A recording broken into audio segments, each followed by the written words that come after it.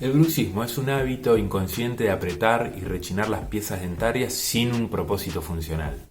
Esto se puede dar tanto de día como de noche, va a predominar en el sexo femenino y en pacientes entre los 30 y los 40 años de edad.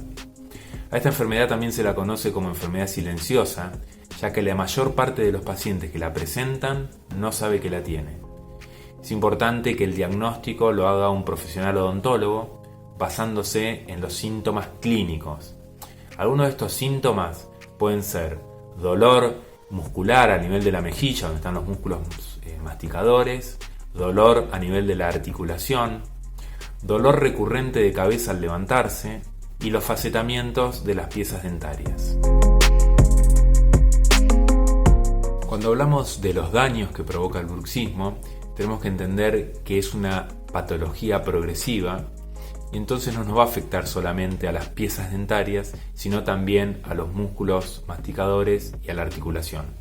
Por eso podemos observar no solamente facetamientos, desgastes y fracturas de los dientes, sino también sensibilidad, contractura a nivel del cuello, cefaleas y trastornos articulares con dolor de la articulación al hacer apertura y cierre.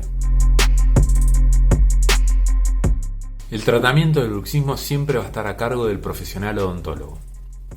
Es el profesional quien evalúa la gravedad de la patología e indique tratamientos sencillos como puede ser la placa de descanso o tratamientos más complejos como los reposicionamientos articulares, la ortopedia, la ortodoncia o la fisiatría de los músculos masticadores.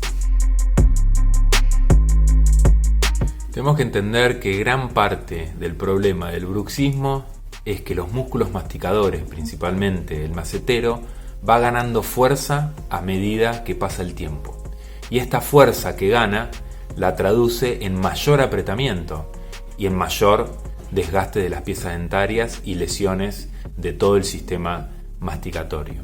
Entonces lo que nosotros podemos hacer es contribuir a relajar esos músculos masticadores y que no vayan ganando fuerza a medida que la enfermedad avanza.